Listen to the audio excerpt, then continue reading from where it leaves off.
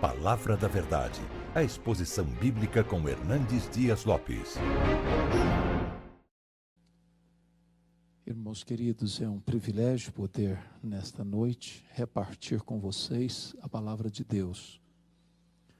Num congresso que está voltando a sua atenção para as crianças, e num tempo em que no mundo inteiro há uma conspiração deliberada contra a família. Penso que todos nós temos consciência de que as nações estão vivendo dias de muita angústia. O terrorismo internacional inquieta as nações mais poderosas da terra. A questão das drogas mina, destrói a juventude. A chamada ideologia de gênero, que atenta contra os valores e os pilares da família, no Brasil e no mundo, tem sido divulgado por aqueles que deveriam defender a família, do palácio ao parlamento, às cortes, à grande mídia, à imprensa, passando pelo teatro, pela televisão, e até mesmo em alguns segmentos chamados religiosos, levantam esta bandeira. E nesse cenário cinzento, nesse cenário de opressão, nesse cenário de perseguição cruel, às vezes declarado, às vezes velado à família, reunir homens e mulheres de todos os quadrantes dessa nação, para pensar na família, para investir na família, para investir nas crianças, é um brado de esperança que ecoa da nossa alma nesta noite. Por isso eu gostaria de conversar um pouco com vocês sobre a necessidade imperativa de nós pais, de nós professores, de nós líderes, de nós pastores e missionários, a investirmos nas futuras gerações. E eu quero ler com vocês o texto bíblico que está em 2 Reis, capítulo 20. Abra, por favor, comigo. 2 Reis, capítulo 20. Esse texto traz um registro, um relato da vida de um homem de Deus, que vai lançar luz sobre o tema que vamos tratar nesta noite. 2 Reis, capítulo 20, até o versículo 11. Naqueles dias, Ezequias adoeceu de uma enfermidade mortal. Veio ter com ele o profeta Isaías, filho de Amós, e lhe disse: assim diz o Senhor, põe em ordem a tua casa, porque morrerás e não viverás. Então virou Ezequias o rosto para a parede e orou ao Senhor, dizendo: lembra-te, Senhor, peço-te, de que andei diante de ti com fidelidade, com inteireza de coração, e fiz o que era reto aos teus olhos, e chorou muitíssimo. Antes que Isaías tivesse saído da parte central da cidade, veio a ele a palavra do Senhor, dizendo: volta e dize a Ezequias, príncipe do meu povo: assim diz o Senhor, o Deus de Davi teu pai, ouvi a tua oração, e vi as tuas lágrimas, e eis que eu te curarei. Ao terceiro dia subirás à casa do Senhor. Acrescentarei aos teus dias 15 anos, e das mãos do rei da Síria te livrarei, a ti e a esta cidade, e defenderei essa cidade por amor de mim, e por amor de Davi meu servo. Disse mais Isaías: tomai uma pasta de figos. Tomaram-na e a puseram sobre a úlcera, e ele recuperou a saúde. Ezequias disse a Isaías: qual será o sinal de que o Senhor me curará, e de que ao terceiro dia subirei à casa do Senhor? Respondeu Isaías: ser-te-á isto da parte do Senhor, como sinal de que ele cumprirá a palavra que disse: adiantar-se-á a sombra 10 graus, ou retrocederá? Então disse Ezequias: é fácil que a sombra adiante 10 graus. Tal, porém, não aconteça. Antes retroceda 10 graus. Então o profeta Isaías clamou ao Senhor, e fez retroceder 10 graus a sombra lançada pelo sol declinante no relógio de Acaz. Amém. Irmãos e irmãs, o rei Ezequias começa a reinar, diz a Bíblia, com 25 anos de idade. Ele reinou 29 anos em Judá. E morre, portanto, com 54 anos. Ele era filho do rei Acaz, um dos homens mais perversos, mais cruéis, um homem feiticeiro, um homem idólatra, um homem assassino, um homem que perverteu a sua cidade e contaminou a religião de Israel. Acaz infestou Judá com ídolos pagãos, levantou altares a deuses estrangeiros. Acaz poluiu a casa de Deus com idolatria, a ponto de fechar por completo a casa de Deus. O que eu acho curioso é que Ezequias nasce neste lar onde não tem exemplo. Ele tem um pai que é um homem cruel, é um homem feiticeiro, é um homem idólatra, é um homem sanguinário, mas ele escolhe ser diferente. Isso prova para nós que John Locke, lá no passado, estava errado quando disse que o homem é uma tábua rasa e que o homem é produto do meio. Não, o homem não é produto do meio, o meio é que é produto do homem. Não é o meio que determina quem é você que pode fazer o ambiente. E diz a Escritura que Ezequias, quando começa a reinar com 25 anos, ele faz uma faxina na casa de Deus, ele limpa a casa de Deus, ele abre a casa de Deus, ele promove uma grande reforma religiosa em Judá, ele experimenta um poderoso avivamento espiritual em todo o seu reino. Mas agora, 14 anos depois, ele está no governo.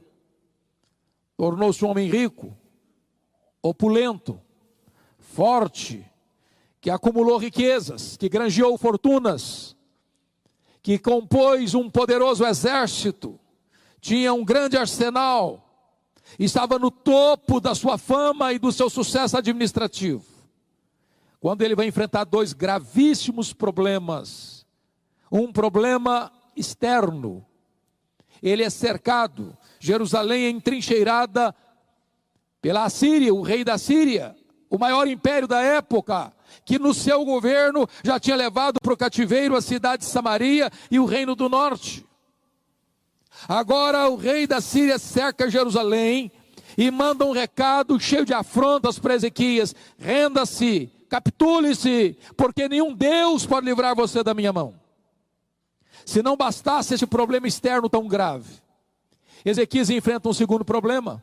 Ele contrai uma úlcera, e o seu dinheiro, e o seu poder político, e a sua influência de governo, e nada daquilo que ele havia granjeado pôde livrá-lo da sua enfermidade. Era uma enfermidade mortal. E é nessa conjuntura que diz a Bíblia que o profeta Isaías é escalado para ir ao palácio e lhe dar uma mensagem, um recado urgente da parte de Deus. E o recado era este: ponha em ordem a tua casa, porque morrerás e não viverás. Não foi um conselho, foi uma ordem peremptória e decisiva. O rei está agora não apenas entrincheirado por problemas insolúveis na perspectiva humana, mas está com a sentença de morte lavrada sobre a sua vida e da parte do próprio Deus. Só sobrou para o rei uma parede, e para a parede ele se voltou, e ele orou fervorosamente, e ele chorou abundantemente, e Deus respondeu a oração dele rapidamente. O profeta não tinha saído da cidade ainda, quando Deus se volta para ele e diz: Isaías, volta lá a Ezequias, príncipe do meu povo, e diz para ele que eu ouvi a sua oração, que eu vi as suas lágrimas, que eu libertarei Jerusalém do poder da Síria, e que eu o curarei da sua enfermidade, e no terceiro dia ele subirá à casa de Deus. quando Ezequias recebe de volta o profeta Isaías, trazendo-lhe estas boas novas, Ezequias pergunta para Isaías: qual é a evidência que eu tenho de que Deus vai me curar e de que Deus vai libertar Jerusalém do poder da Síria? E o profeta pergunta para ele: o que é que você quer? Que a sombra do relógio de Acaz avance 10 graus ou retroceda 10 graus? E o rei pensou: já que é para Deus fazer um milagre, eu quero um milagre maior. Porque andar para frente, todo relógio anda. Mas dar marcha ré, você ainda não viu o relógio dar marcha ré. Então ele pensou: já que Deus vai fazer um milagre, que retroceda 10 graus. E Deus interfere na estrutura do universo para atender a oração do profeta Isaías, para dar respostas milagrosas ao rei Ezequias.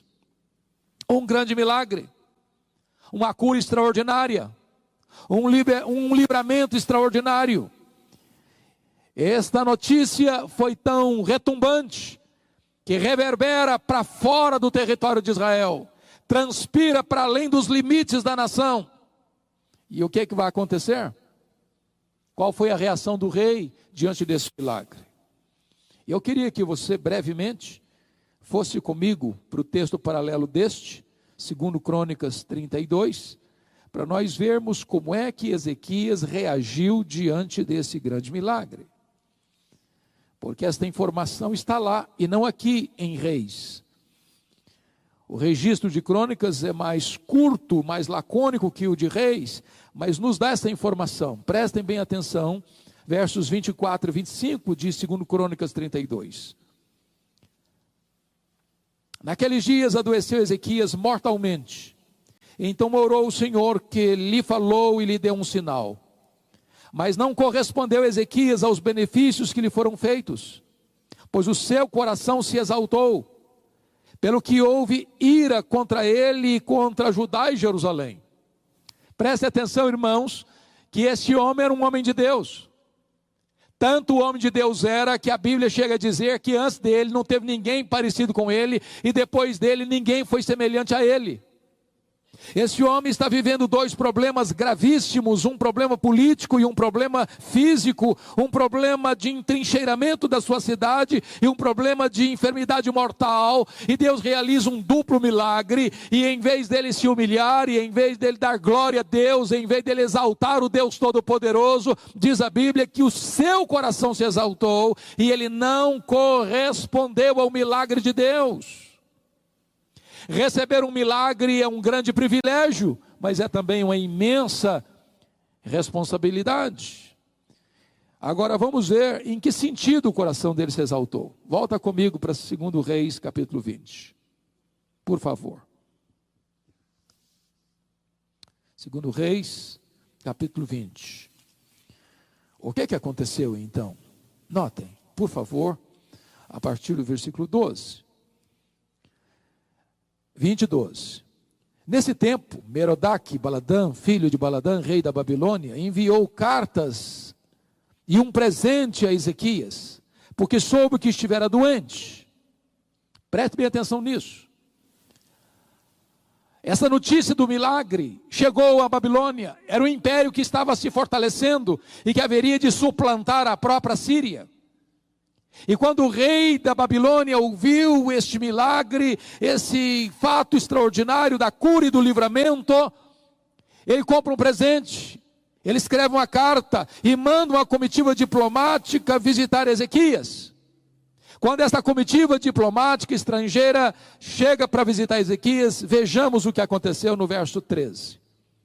Ezequias se agradou dos mensageiros e lhes mostrou toda a casa do seu tesouro, a prata, o ouro, as especiarias, os óleos finos, o seu arsenal e tudo quanto se achava no seu tesouro. Nenhuma coisa houve em sua casa, nem em todo o seu domínio, que Ezequias não lhes mostrasse. Perceberam? Quando essa comitiva chega, ele mostra para essa comitiva internacional quão grande ele era, quão rico ele era, quão poderoso ele era, quão influente ele era, quão glorioso era o seu reino, quão poderoso era o seu reino, mas não tem uma palavra de Ezequias de exaltação a Deus, de gratidão a Deus, de honra ao nome de Deus. Ele mostra a si mesmo, ele mostra o seu poder, ele mostra a sua riqueza, ele mostra a sua glória, ele mostra o seu esplendor, ele mostra a sua força bélica, mas ele não dá glória ao nome de Deus. Ele não correspondeu. Agora veja o versículo 14. Então Isaías, o profeta, veio ao rei Ezequias e lhe disse: que foi que aqueles homens disseram? E de onde vieram a ti? Respondeu Ezequias: de uma terra longínqua, vieram da Babilônia. Perguntou o profeta: que viram em tua casa? Respondeu Ezequias: viram tudo quanto há em minha casa. Você pode repetir essa frase comigo? Viram tudo quanto há em minha casa. Para quem que você está mostrando tudo que tem na sua casa?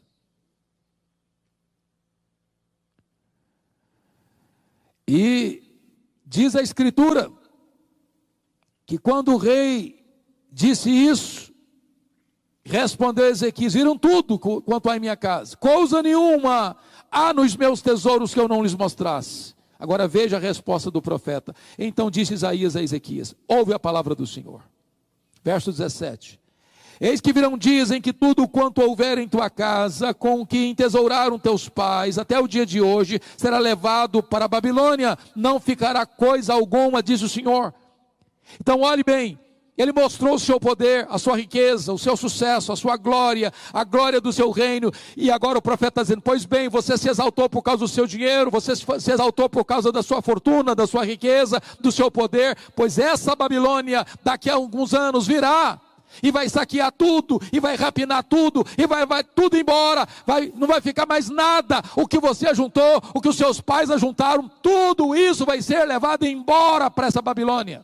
Mas tem mais, verso 18: dos teus próprios filhos que tu gerares, tomarão, ou seja, os teus filhos também serão levados como escravos, como cativos. Mas tem mais: para que sejam eunucos no palácio do rei da Babilônia. Ou seja, seus filhos, sua descendência vai ser castrada, não vão poder gerar.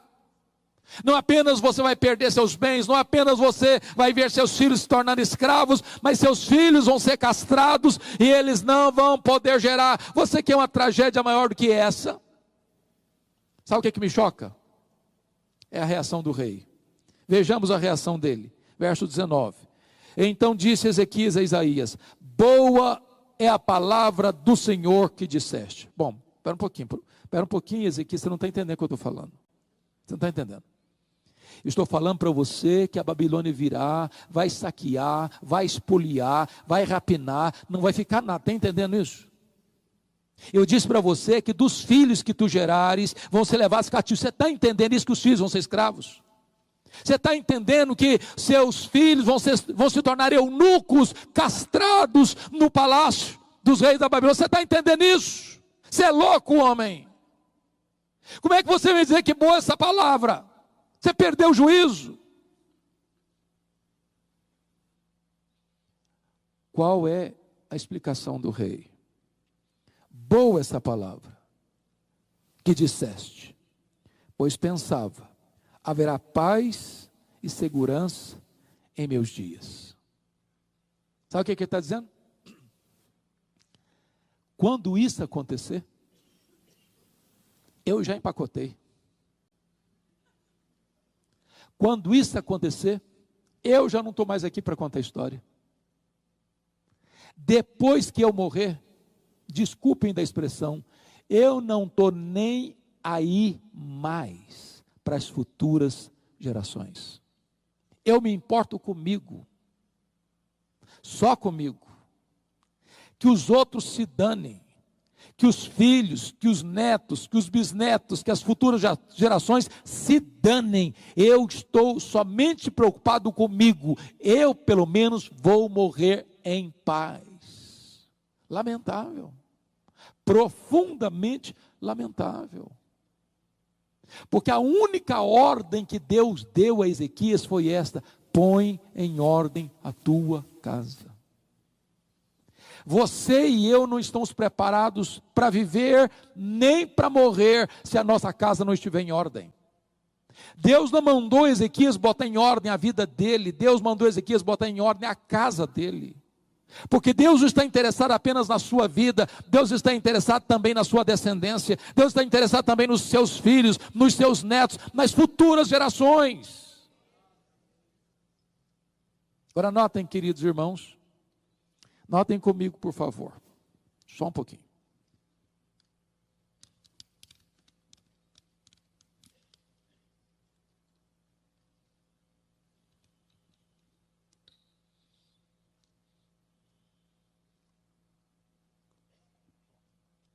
Notem comigo, por gentileza, o que aconteceu no capítulo 20, versículo 21. Descansou Ezequias com seus pais, e Manassés, seu filho, reinou em seu lugar. Capítulo 21. Tinha Manassés 12 anos de idade, quando começou a reinar, e reinou 55 anos em Jerusalém. Quantos anos Deus deu a mais a Ezequias? 15 anos. Com que idade Manassés começou a reinar? 12 anos. Qual a conclusão que vocês chegaram? 3 anos depois da cura de Ezequias, nasceu Manassés. Agora pensem comigo. A ordem que Deus havia dado para ele foi esta: põe em ordem a tua casa. Ele deveria ter pensado assim: bom, se Deus mandou botar em ordem a minha casa, agora nasce o meu sucessor, agora nasce o meu herdeiro, agora nasce aquele que vai reinar em meu lugar, quando eu morrer, eu vou fazer desse menino o meu projeto de vida, eu vou investir nele, eu vou ensinar para ele, eu vou inculcar na cabeça dele a verdade de Deus, eu vou orar com ele, eu vou gastar tempo com ele, eu vou discipular esse menino, eu vou andar com esse menino, eu vou ensinar esse menino a conhecer a Deus, a temer a Deus, a viver para a glória de Deus. Deus me deu uma ordem, e essa ordem vai ser prioridade na minha agenda, e eu vou cuidar desse menino, para que ele seja uma bênção, para que o seu reinado seja próspero, para que o seu reinado seja debaixo da bênção do eterno. Eu vou investir na vida desse menino. Mas quem foi Manassés? Confira comigo, versículo 2.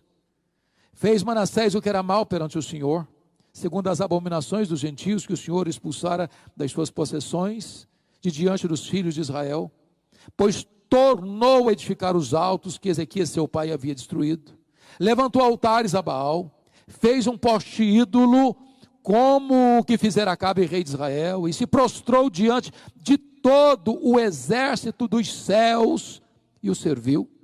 Edificou altares na casa do Senhor, da qual o Senhor tinha dito: em Jerusalém porei o meu nome. Também edificou altares a todo o exército dos céus, nos 2 átrios da casa do Senhor. Olha o verso 6. Queimou a seu filho como sacrifício, adivinhava pelas nuvens, era goureiro, tratava com médios e feiticeiros, prosseguiu em fazer o que era mal perante o Senhor, para o provocar a ira. Qual a sensação que eu tenho? É que esse homem era o homem mais endemoniado da história. Foi o pior rei de Judá. Esse homem foi um monstro. Olhe comigo o verso 16. Além disso, Manassés derramou muitíssimo sangue inocente, até encher Jerusalém de um a outro extremo. Ele era um assassino perverso, ele era um ditador cruel, ele era um homem vil, ele era um idólatra, ele era um feiticeiro, ele era um assassino, ele era um pervertido, ele mandou queimar seus próprios filhos, ele era goureiro, ele era feiticeiro. Esse homem era terrível. Dá a impressão que ele tinha bronca do seu pai, porque tudo que o pai fez, ele desfez. Tudo que o seu pai gostou, ele odiou. Tudo que o seu pai odiou, ele gostou. Ele foi o pai pelo avesso. Por que isso? Exatamente porque Ezequias não pôs em ordem a sua casa. Ezequias não levou a sério esta ordem divina. O transtorno terrível que se abateu sobre Jerusalém e Judá foi responsabilidade de um homem que, ouvindo uma ordem de Deus, não obedeceu, põe em ordem a tua casa. Aliás, o profeta que foi o mensageiro de Deus ao seu pai, Ezequias, diz a história que foi Manassés quem mandou serrar o profeta Isaías ao meio. Os anos se passaram, a profecia de Isaías se cumpre, a Babilônia se fortaleceu, a Babilônia dominou a Síria, a Babilônia se transforma no maior império do mundo de sua época, e agora a Babilônia vem a Jerusalém e entrincheira Jerusalém. E agora a Bíblia vai relatar esse fato. Você pode ler isso no livro de Lamentações de Jeremias. A cidade ficou cercada, ninguém entrava, ninguém saía. A fome, a sede, a doença, o desespero, a ponto de dizer, diz a Bíblia, que as mães comiam os cadáveres de seus próprios filhos. A ponto da Bíblia dizer que mais felizes foram os que morreram à espada dos que os que morreram de fome dentro das muralhas. E então, quando Jerusalém não podia mais resistir, Nabucodonosor entrou na cidade, arrasou a cidade, destruiu os muros da cidade, destruiu o templo de Salomão e fez uma carnificina na cidade, e pisando crianças e velhos como lama nas ruas, e levando o povo para o cativeiro. Agora notem comigo, por favor, vá comigo para Jeremias, capítulo 15, para você entender a gravidade disso. Por favor, Jeremias 15. Disse-me, porém, o Senhor, verso 1, ainda que Moisés e Samuel se pusessem diante de mim, meu coração não se inclinaria para este povo. Lança-os diante de mim e saiam. Quando te perguntarem para onde iremos, dir-lhes-ás, assim diz o Senhor, o que é para a morte, o que é para a espada, o que é para a fome, o que é para o cativeiro, porque os punirei com 4 sortes de castigos, diz o Senhor, com a espada para matar, com cães para os arrastarem, com as aves dos céus e as feras do campo para os devorarem e destruírem. Por favor, notem o versículo 4. Entregá-los-ei para que seja um espetáculo horrendo para todos os reinos da terra, por causa de Manassés, filho de Ezequias, rei de Judá, por tudo quanto fez em Jerusalém. Conclusão. Sabe onde nasceu o amargo cativeiro da Babilônia? Com milhares de pessoas mortas, terras espoliadas, casas saqueadas, crianças e velhos massacrados, jovens feitos escravos e eunucos. Onde nasceu o cativeiro da Babilônia? Nasceu dentro da casa do rei Ezequias. A casa do rei Ezequias foi o ventre, foi o útero que gestou o cativeiro da Babilônia. Por quê, irmãos? Porque tamanha tragédia desaba sobre uma nação, porque um homem se recusou a colocar em ordem a sua casa, não investindo nas futuras gerações. Alguém já disse que Davi salvou o mundo e perdeu a sua família. Alguém já disse que Noé perdeu o mundo e salvou a sua família. Talvez o projeto de Deus é que o mundo seja alcançado através da nossa família. Eu vejo na Escritura que Deus tem um projeto para cada um de nós. O grande projeto de Deus na vida de Moisés era libertar o povo da escravidão do Egito. O grande projeto de Deus na vida de Josué era introduzir o povo na terra prometida. O grande projeto de Deus na vida de Davi era unificar um grande reino. O grande projeto de Deus na vida de Salomão era construir o templo de Jerusalém. O grande projeto de Deus na vida de Neemias era restaurar a cidade de Jerusalém. O grande projeto de Deus na vida de João Batista era preparar o caminho do Senhor. O grande projeto de Deus na vida de Pedro era abrir a porta do evangelho para judeus e gentios. O grande projeto de Deus na vida de Paulo era levar o evangelho a todas as nações. Mas agora você pode fazer uma pergunta: e qual era o grande projeto de Deus na vida de Abraão, o pai da fé? A Bíblia responde essa pergunta. Confira comigo, por favor, no livro de Gênesis, capítulo 18, versos 18 e 19. Notem aí o que está escrito. Está escrito o seguinte: visto que Abraão certamente virá a ser uma grande e poderosa nação, e nele serão benditas todas as famílias da terra, porque eu escolhi para que ordene a seus filhos e a sua casa depois dele, a fim de que guardem o caminho do Senhor, e pratiquem a justiça e o juízo. Para que Deus chamou Abraão? Com que finalidade? Com que propósito? Com que objetivo? Deus escolheu Abraão para que ele ordenasse a seus filhos e a sua casa depois dele, a fim de que guarde o caminho do Senhor e pratique a justiça. Mas vamos entender isso. Eu pergunto a vocês, que idade tinha Abraão quando o filho da promessa nasceu? Que idade? 100 anos de idade. Com que idade o filho da promessa Isaac se casou? Quantos anos? 40 anos. Então quantos anos tem Abraão? 140. A mulher de Isaac era estéril, Rebeca. Quantos anos Isaac orou por ela para ser curada? 20 anos. 20 anos. Portanto, quando Esaú e Jacó, netos de Abraão, nasceram, quantos anos tinha Isaac? 60 anos. Quantos anos tem Abraão? 160 anos. Com que idade Abraão morreu? 175 anos. Então, quantos anos Abraão teve a oportunidade de conviver com os netos? Apenas 15 anos. Falei, então eu não estou entendendo.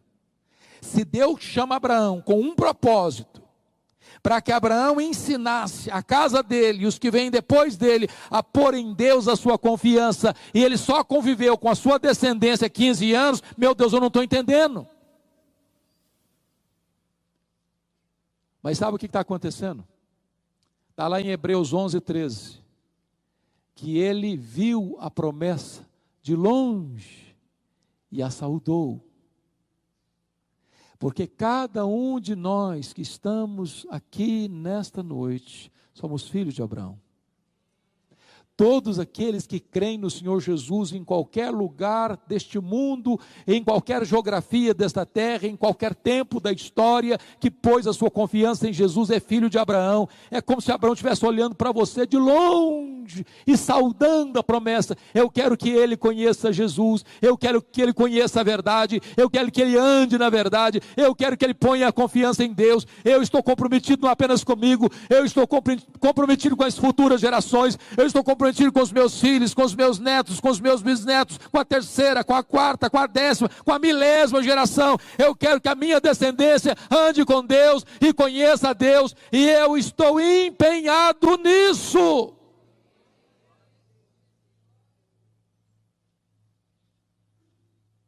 É necessário investir nas futuras gerações.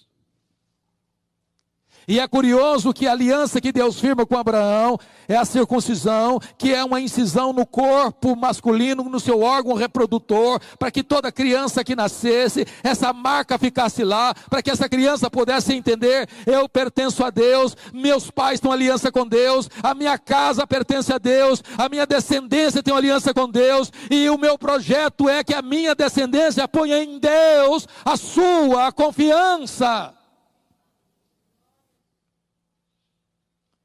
Irmãos amados, eu fico olhando para a Bíblia e vejo alguns homens extraordinários, e um deles é Samuel. Samuel exerceu uma tríplice função na sua nação. Ele foi profeta, ele foi sacerdote, ele foi juiz. Ele exerceu um papel político e um papel espiritual. Ele começa cedo, seu nascimento foi um milagre, sua vida foi um portento. E diz a Bíblia que ele já está velho, coberto de cãs, já está se aposentando. E ele se levanta então para dar um testemunho à nação, para prestar um relatório, para fazer uma prestação de contas à sua nação. E eu queria que você visse comigo o teor desse relatório, dessa prestação de contas de Samuel à sua nação. Abra aí 1 Samuel capítulo 12, por favor. Olha o relatório deste homem. 1 Samuel, capítulo 12. Versículo 2, ele diz assim: já envelheci e estou cheio de câncer, e meus filhos estão convosco. Meu procedimento esteve diante de vós desde a minha mocidade até o dia de hoje. Ou seja, um homem com a vida pública limpa, proba, incorruptível, com lisura, com transparência, do começo ao fim. Verso 3: eis-me aqui, testemunhai contra mim perante o Senhor e perante o seu ungido, de quem tomei o boi, de quem tomei o jumento, a quem defraudei, a quem oprimi, e das mãos de quem aceitei suborno, para encobrir com ele os meus olhos, e vô-lo restituirei. Eu fico pensando se alguns políticos de Brasília conseguiriam dar um relatório desse à nação. Homem honesto, que lida com muito dinheiro, mas não toma um centavo do que não é seu. Um homem que administra o seu país, mas ninguém pode acusá-lo de ter fraudado ninguém, de ter corrompido ninguém, de ter recebido suborno de ninguém.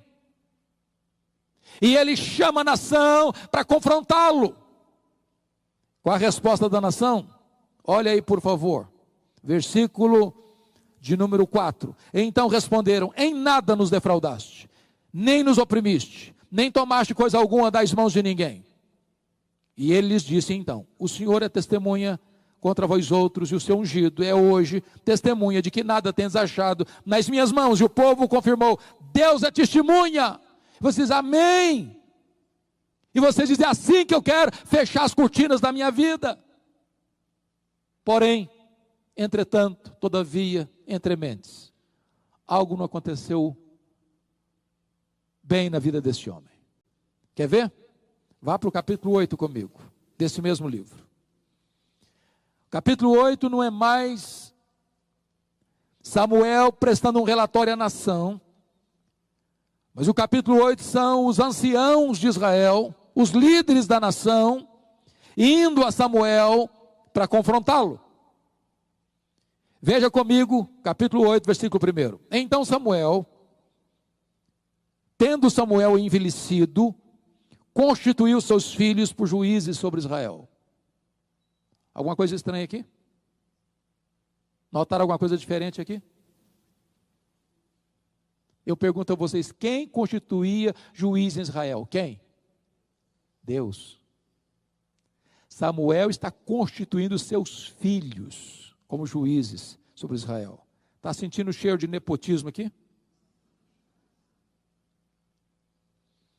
Irmãos, essa cultura ainda existe hoje,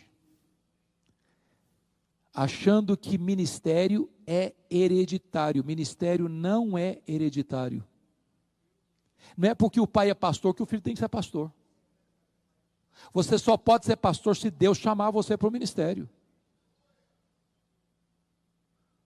Samuel comete um grande erro na sua vida em constituir seus filhos como juízes. Deus não havia feito isso. Ele pulou na frente de Deus. Ele usurpou um direito inalienável do próprio Deus. E quando nós agimos na contramão da vontade de Deus, os resultados não podem ser bons. Olha comigo o versículo de número 3. Porém seus filhos não andaram pelos caminhos dele, antes se inclinaram à avareza e aceitaram subornos e perverteram o direito. Prestem bem atenção. Qual era o ponto alto do testemunho de Samuel? Integridade,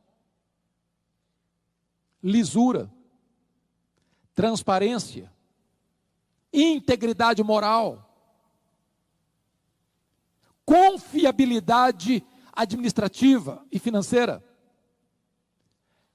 Agora notem vocês que o ponto vulnerável dos filhos é exatamente o contrário. Eles eram avarentos, aceitaram suborno, pegaram o dinheiro que não era deles, se enriqueceram ilicitamente, agiram de maneira desonesta na administração da coisa pública. O contrário do pai. o avesso do pai. Qual o resultado? Olha o verso 4. Então os anciãos todos de Israel, quantos anciãos tem? Todos. Então os anciãos todos de Israel se congregaram e vieram a Samuel a Ramá e lhe disseram: vê, já estás velho, teus filhos não andam pelos teus caminhos, constitui-nos, pois, agora um rei sobre nós, para que nos governe, como tem todas as nações. Trocando em miúdos, sabe o que esses anciãos estão falando para Samuel? Samuel, você já está com o pé na cova, você está quase empacotando, e o negócio é o seguinte: você é um cara sério, você é um homem direito. Se você vivesse mais, nós fecharíamos com você. Em você dá para conversar, com você dá para conversar, em você dá para confiar. Agora deixa eu dizer uma coisa para você, Samuel: nos seus filhos não dá para confiar. Seus filhos não têm o mesmo estofo moral que você tem. Não têm a mesma ética granítica que você tem. Seus filhos são de outra categoria, de outro jaez. Então, Ezequias, então Samuel, faça-nos um favor, antes de você morrer, constitui-nos um rei, porque debaixo da autoridade dos seus filhos, nós não vamos ficar.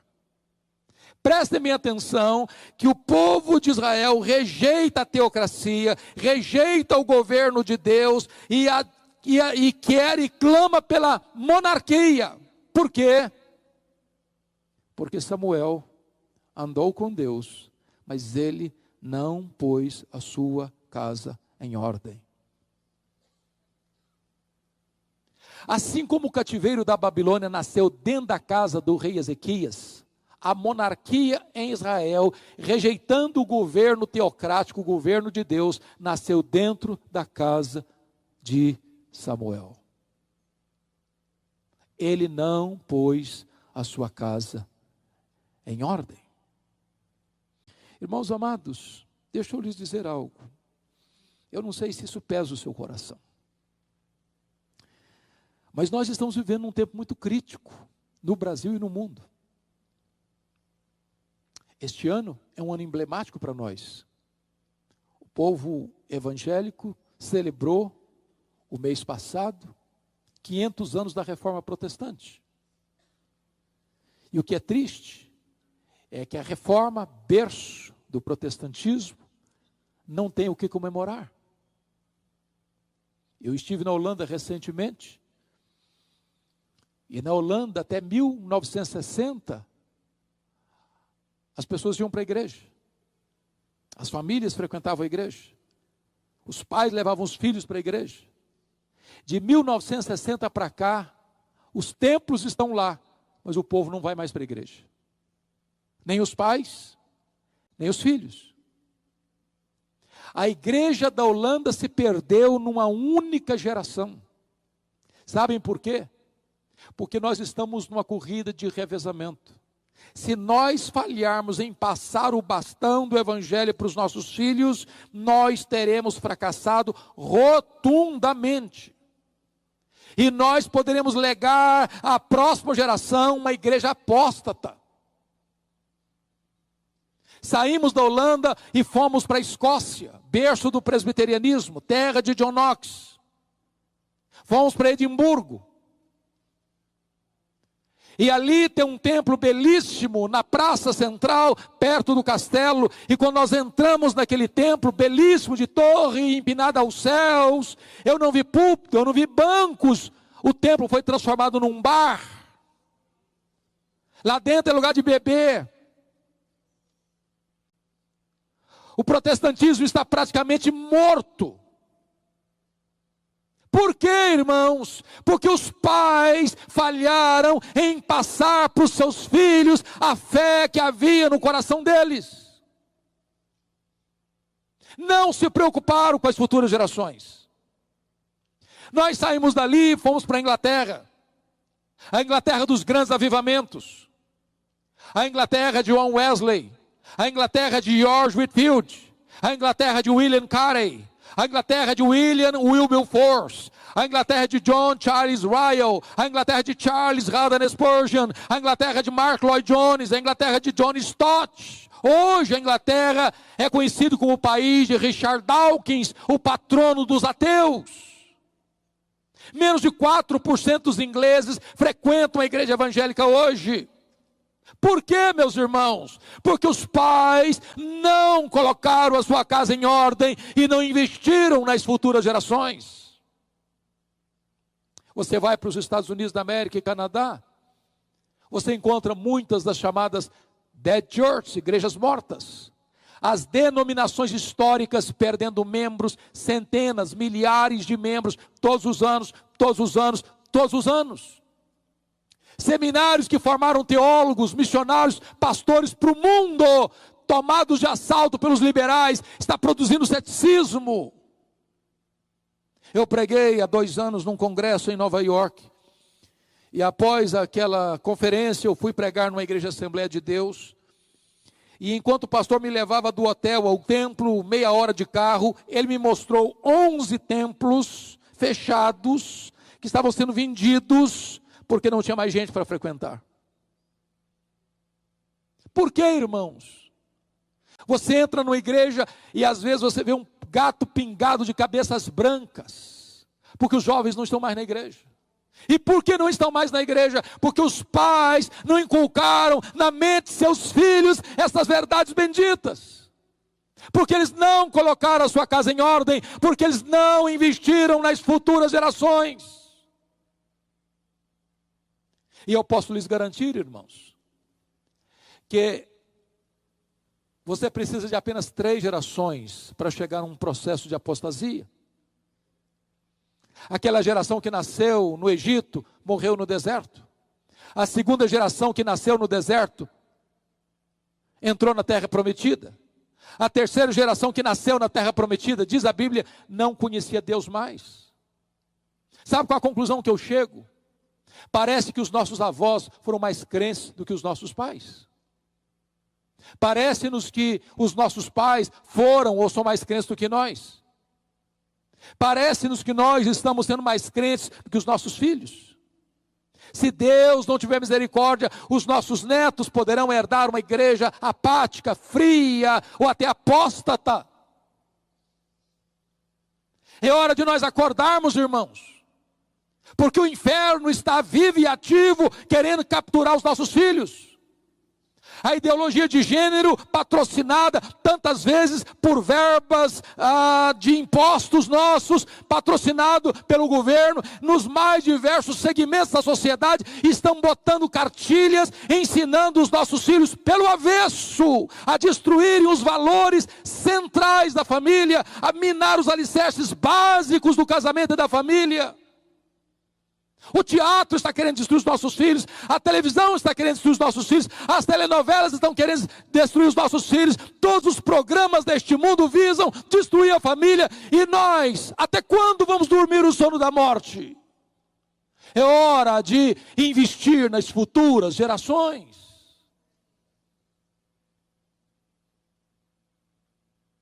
E eu queria concluir trazendo a sua memória esclarecida o texto do Salmo 78. Olha comigo, por favor. Salmo 78, verso 3, diz o seguinte: o que ouvimos e aprendemos, o que nos contaram nossos pais. Deixa eu fazer uma pergunta aqui. Quem teve o privilégio, como eu, de ter nascido num lar já evangélico? Quem teve? Levanta a mão. Louvado seja Deus. Que privilégio. Que privilégio você ter ouvido o que seus pais contaram para você. Seus pais ensinaram a você. Você bebeu o leite da piedade desde a sua infância. Agora notem isso, privilégio implica numa promessa. Olha o verso 4. O que nos contaram, não encobriremos a seus filhos. Contaremos à vindoura geração os louvores do Senhor e o seu poder e as maravilhas que fez. Ô irmãos, nós estamos vivendo uma geração do reino da tecnologia, dos milagres da comunicação. Quanto mais afortunada é a família, mais silêncio prevalece dentro da família. Cada um tem seu quarto, e no seu quarto tem o seu quartel-general. Ali tem o computador, ali tem o smartphone, ali tem o iPad, ali ele vive o universo dele. Eu conheço famílias cristãs que chamam um ao outro para jantar ou para almoçar, para tomar um café pelo WhatsApp, porque não tem mais diálogo. Você vai para um restaurante, tem 5 pessoas ao redor da mesa, ninguém bate papo mais, ninguém conversa mais, ninguém olha nos olhos mais, manda recado um para o outro na mesa pelo WhatsApp. Você chega numa família para fazer uma visita pastoral e cada um está no seu smartphone.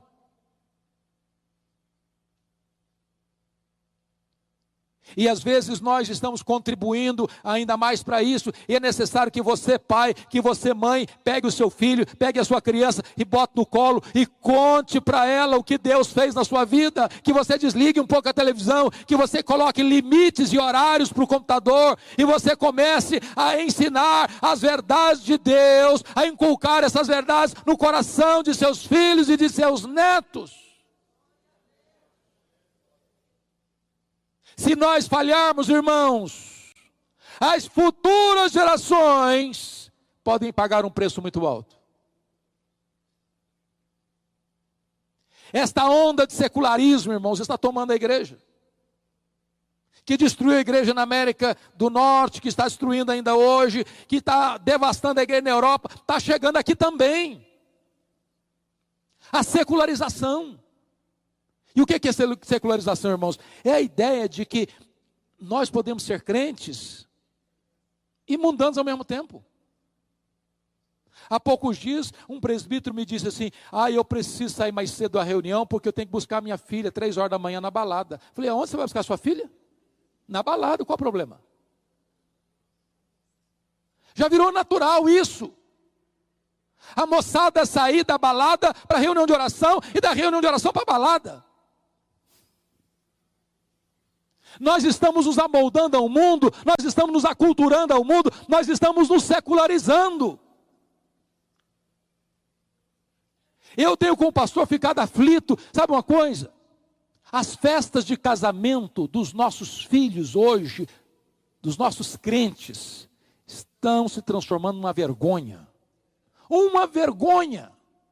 Você sai da igreja num belíssimo cerimonial de casamento, numa festa linda, onde a pregação foi feita, onde as músicas sacras foram entoadas, louvores a Deus foram erguidos, e quando você vai para um rico cerimonial, lá o pau quebra. O pau quebra, porque a música que rola lá não tem nada a ver com Deus, mas não. As luzes se acendem como uma boate moderna, bebida alcoólica, se serve todas, e o povo de Deus cai na pista de dança e volta para casa com as pernas trôpegas. Como é que nós vamos dizer para os nossos filhos que eles precisam ser santos ao Senhor, se nós estamos promovendo isso? Ou nós botamos o pé no freio, irmãos, e começamos a pensar que a delícia da vida, que o prazer da vida, que a alegria da vida, que a plena felicidade da vida não está na boate, não está no teatro, não está nas festas mundanas, não está na bebedeira, não está nas baladas, está na presença de Deus, porque é só na presença de Deus que tem plenitude de alegria.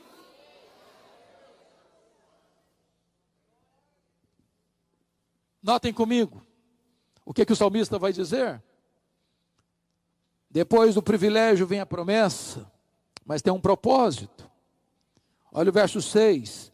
A fim de que a nova geração os conhecesse, filhos que ainda hão de nascer, se levantassem e por sua vez os referissem aos seus descendentes, para que pusessem em Deus a sua confiança.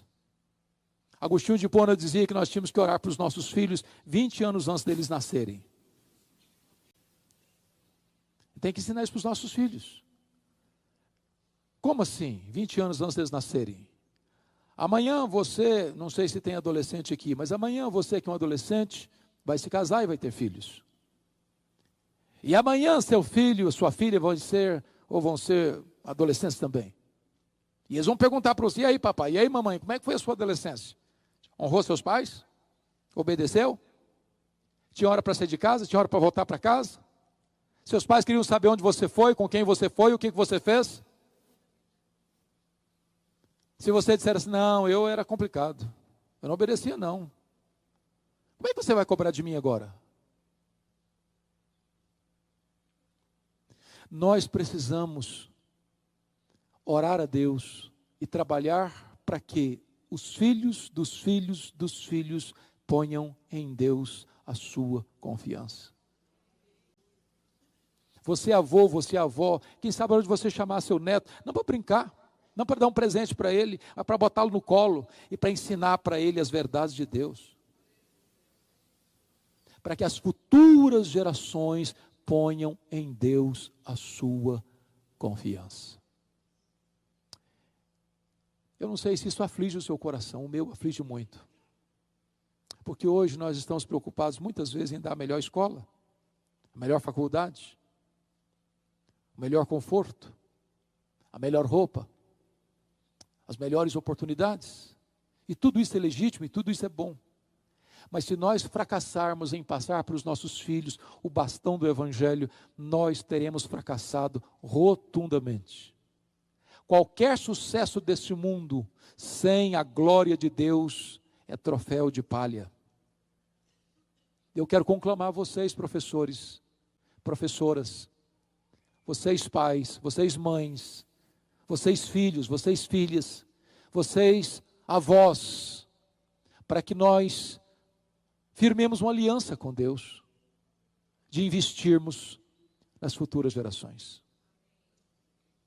Rogando graça a Deus para colocar a nossa casa em ordem. Porque nós não estaremos preparados nem para viver, nem para morrer, se a nossa casa ainda não estiver em ordem. Eu quero orar com vocês, e eu quero orar por vocês nesta noite. Se esta é uma causa que você sente arder na sua alma, no seu coração, eu queria convidar você para vir aqui à frente, e nós vamos orar ao Senhor. A Bíblia diz, por esta causa eu me ponho de joelhos diante do Pai. Eu anseio, mais do que qualquer outra coisa na vida, é ver os meus filhos comprometidos com Deus, cheios do Espírito Santo de Deus, sendo vasos de honra nas mãos de Deus, sendo levantados por Deus nessa geração, sendo instrumentalizados por Deus na sua obra e no seu reino. Nenhum sucesso nosso compensa o fracasso dos nossos filhos. Nenhum sucesso. É hora de nós investirmos nos nossos filhos. A nossa herança não é a casa que moramos, não é o carro que andamos, não é o dinheiro que acumulamos. A herança de Deus são os nossos filhos. E nós precisamos colocá-los em primeiro lugar na nossa agenda. Põe em ordem a tua casa. Nós vamos buscar a face de nosso Deus.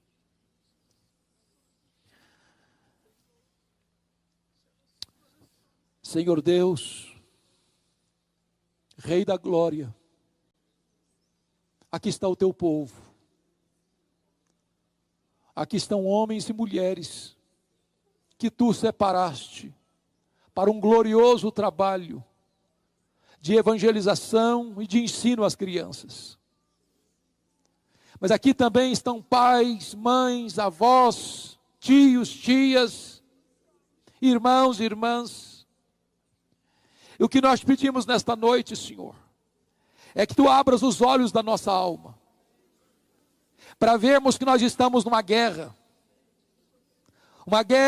terrível, infernal, onde há muita orquestração ao redor dos nossos filhos, para seduzi-los, para atraí-los, para dividir o coração deles, para secar a alma deles, para cegar o entendimento deles, para tirar deles qualquer sensibilidade espiritual.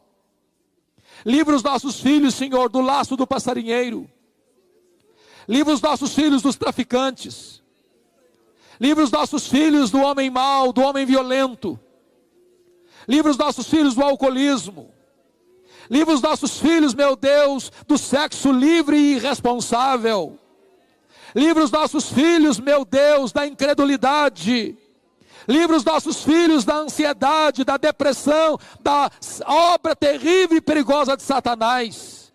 Guarda os nossos filhos, guarda a mente deles, guarda o coração deles, guarda os pés deles, em nome de Jesus.